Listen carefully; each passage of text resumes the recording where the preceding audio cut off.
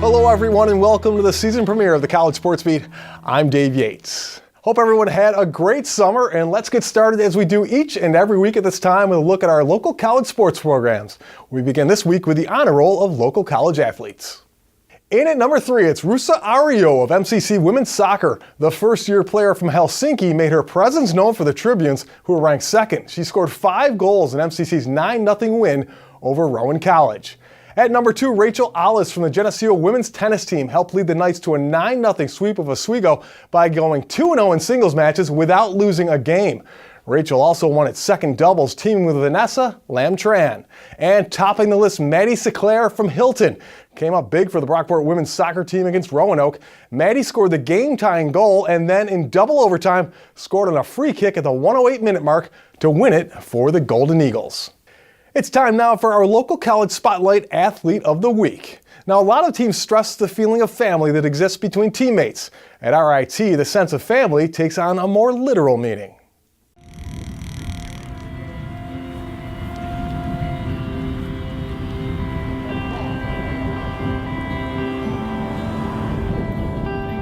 When RIT sophomore Simon Garno decided on where he was going to college, he had no problem letting the coach know. All he had to do was walk down the hall at home. You see, his dad also happens to be the head coach of the Tigers, a position he's held for the last 21 years. It wasn't a hard choice for Simon. He likes the school, he knows the coach, seems like a perfect fit. It was a pretty quick conversation, right. So I think he was excited, just because the first child to come to RIT out of the 3, so it was kind of just like I told him, and he was like, all right, sounds good. No, I was happy, we think, been around him for a while with soccer and fortunate to coach him over the years. Never really thought we didn't talk about it until he got close to his decision, to be honest. But he was familiar with what we had here, and I think he sensed the directions of some good things happening. And so I'm happy. I feel lucky to be able to watch him play on the weekends, and we manage the father-coach thing with the help of the rest of the staff who know him well enough. So I feel fortunate for sure. I really kind of just one day was like, I think we're going to go to RIT and play. And he was kind of like, all right. So the school is definitely a big factor. Obviously, him working here is going to help me financially. But yeah, it was easy. It was an easy decision because of him and being here my whole life, really. Having your dad as coach can present a unique set of problems. Is it going to be harder on you? Will the other players see him playing favorites? No problem here. Simon has been under Bill's tutelage for a while now, so it's a relationship they both are comfortable with. I think he tries to treat me just like everyone else. You mess up in practice and he tries to get on you or whatever. It's weird. It's definitely a little weird, but I mean, I played for him like my whole life with club and stuff, so I'm definitely used to it. We can be honest with each other. We have to be, and that's one of the things we talk about with all the players is transparency and honesty. And sometimes that's difficult, but I think there's no question that he knows, like all the other guys on the team, we want what's best for the team and all the guys on the team. So for Garno, it might be a little bit of deja vu all over again. He has 2 other players on the roster whose fathers played alongside him at RIT. It takes some of the question marks out of the recruiting game and also lets him know he's doing things the right way. So it makes me feel proud that they trust their kids coming here. And from a recruiting perspective, one of the hardest things to get to know is somebody's character and mentality, right? So I feel much more comfortable knowing where these guys came from and their stock is not a known entity. So that makes us feel good. They're both great kids. They're working hard. They're going to make big contributions, so we're glad they're here. They all had very successful seasons, so we're definitely trying to live up to that. It's a high standard, but we're holding ourselves accountable to it, trying to have a great season, and every team should have a goal to make it to the tournament, and of course that's ours too. So absolutely. Pretty much my whole family came here, so it was a pretty easy decision. It's a great school.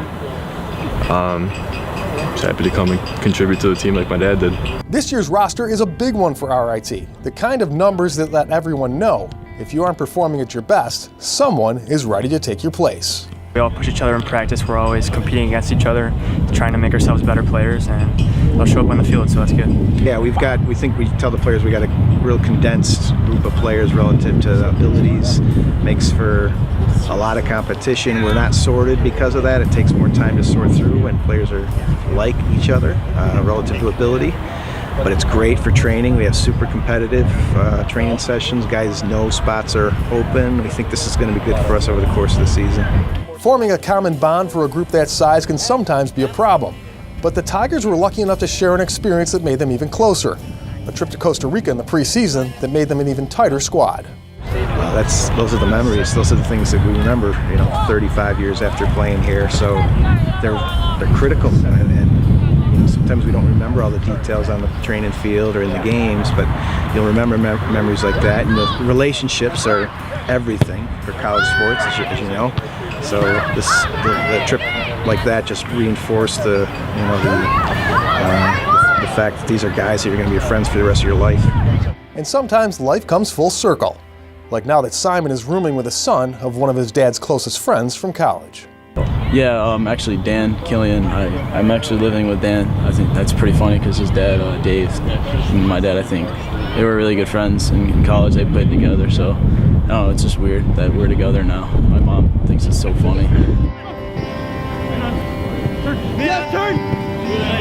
Yeah. Hey, oh, yes, Marcus! Hey! Yeah, When we return, a new segment as we check out the College Sports Beat notebook, and later on there's a new coach leading the charge at Brockport when the College Sports Beat continues.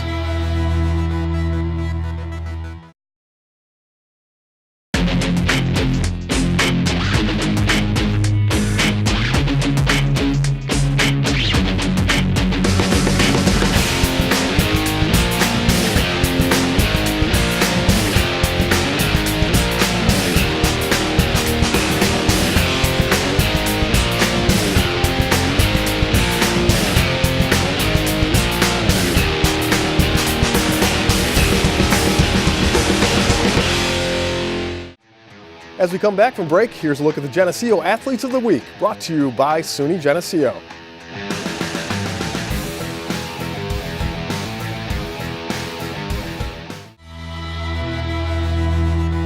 Welcome back, and thanks once again for joining us on the College Sports Beat.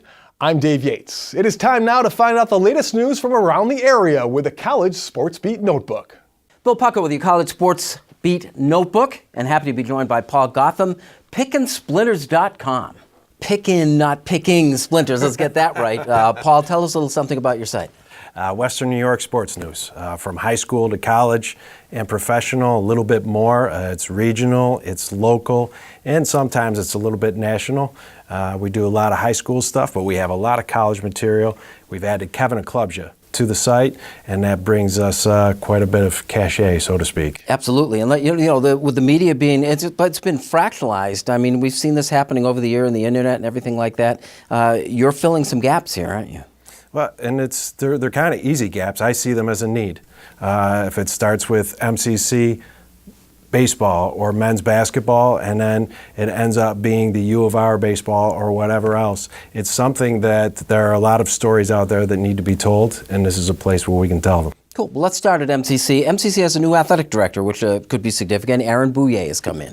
What do you know about him? And it's interesting to think that Skip Bailey is no longer at MCC, and I talked to Tommy Garrigan, the sports information director, about that, and he said it is certainly a change, but Aaron is coming to us to MCC. He was at SUNY Cortland where he did his undergrad work, and then at Lesley University in Cambridge, Massachusetts, and he's taken over the reins there at Monroe Community College. Yeah, don't you think especially at a community college where it's so ingrained, so many kids coming out of local high schools, are touched by MCC, this could be a really significant hire, don't you think? Well, and it's an outside-the-box sort of thinking. You get somebody who can come in and really let everybody know that this is special, what you have here, because sometimes all of MCC's success over the years can be taken for granted, and this is an individual who won't do that. We have some baseball news outside at RIT. Sure, you have Will Gorman, who was the first draft pick in 34 years at RIT and connected a home run there with the Missoula Osprey. And he's a team I've seen play. And they're doing well. And it's great to see local D3 guys getting drafted. And of course, we also had John Geisel that from the U of R, who also was drafted. Just quickly, if he succeeds, does that open the door for more at this level, you think, to be looked at professionally? When you think about the number of rounds in Major League Baseball draft, there's certainly room for it. You have the trend over the last few years has been to take more and more kids out of high school. That trend might change at some point in time, and why not from Division III guys? Paul Gotham, PickandSplinters.com. Keep up the good work. Here are some college sports beat notes from around the area. SUNY Geneseo's Kara Hoopert's been nominated for the NCAA Woman of the Year. Kara, who graduated magna cum laude, is one of 145 student athletes so nominated and the lone representative from the SUNYAC Conference. Finalists will be named and the Division III Woman of the Year will be announced in late September. On Friday, September the 15th, the Golden Flyers Golf Tournament kicks off at Cobblestone Creek Country Club. All proceeds to benefit the Nazareth Athletic Program, and the day starts with lunch, ends with a reception, including prizes and awards. On Saturday, September the 16th, the 13th annual Courage Bowl takes place. Brockport visiting St. John Fisher at Growney Stadium. Not only is it a great matchup on the gridiron, but also the proceeds go to benefit Camp Good Days. And finally, Roberts Wesleyan College is adding women's swimming as a program this season. The program announced the first two signings for the program, Abigail Zembeck from Spencerport and Cameron Perry from Brockney, Pennsylvania. They're both nursing majors and now inaugural members of the Redhawks swim team. Well, thanks, Bill. Up next, we have our scholar athlete, and later on, field hockey in Brockport looks to follow the leader to success.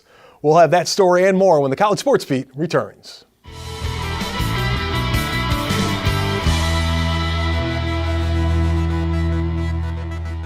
Before we go to break, here's a look at the RIT Athletes of the Week, brought to you by the Rochester Institute of Technology.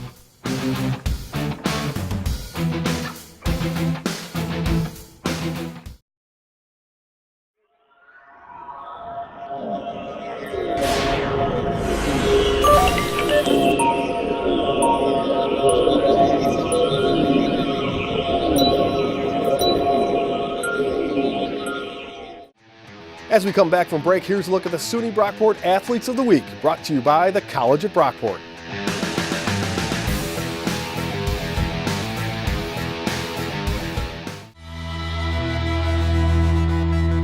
Hello everyone, and welcome back to the College Sports Beat. I'm Kim Burnson. Our scholar athlete this week is Paige Gloucester of the U of R. Now a senior at the University of Rochester, Paige is pursuing a double major in health and biology. She's a standout for the Yellow Jackets women's soccer team and was named to the UAA All-Academic Team last season. For her efforts on and off the field, she was recognized with the Garnish Scholar Athlete Award as a top 10 student athlete at the U of R. She also volunteers through grassroots soccer, coaching and mentoring young girls in athletics. Congratulations to Paige Gloucester, this week's College Sports Beat Scholar Athlete. Now here's Dave Yates with a look at how some Section 5 alums are doing at colleges outside of Rochester in a segment we call Postcards from College. Denzel Knight of Brockport continues to get it done for Wagner University, running for 61 yards and 3 touchdowns in the Seahawks' 37-7 win over St. Anselm. Another local running back, Josh Mack of Pittsford, ran for 103 yards with 5 catches for Maine. The Black Bears came up 1 point short, though, losing to New Hampshire 24-23. Mercy grad Elizabeth Glynn is starting her college career the right way at Lemoyne with 2 assists and a 2-0 win over Damon College. And Pittsford Sutherland grad Santita Ebenguizi is a preseason All-ACC selection at Syracuse and had a big day versus Kansas State, totaling 17.5 points on 14 kills and 7 blocks. Those are our postcards from college. Coming up next, the College of Brockport welcomes a new head coach to the field hockey program. We'll have that and more when the College Sports Beat returns.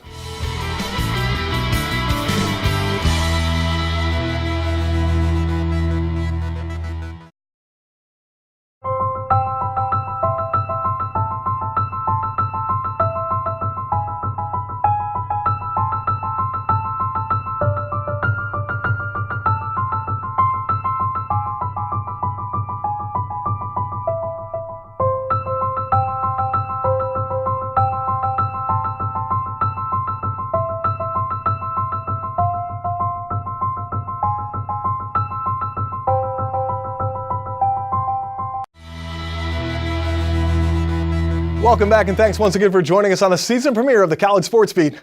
I'm Dave Yates.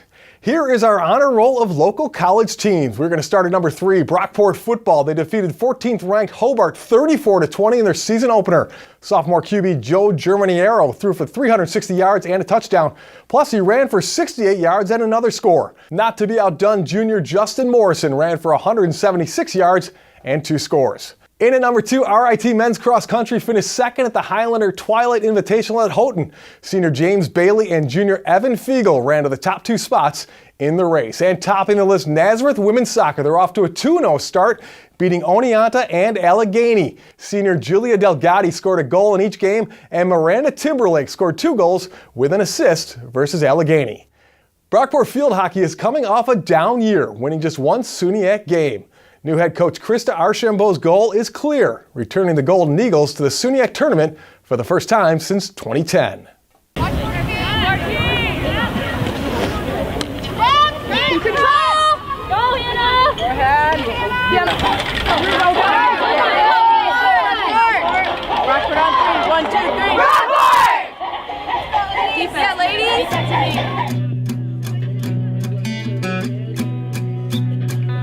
Field hockey at Brockport has a new outlook.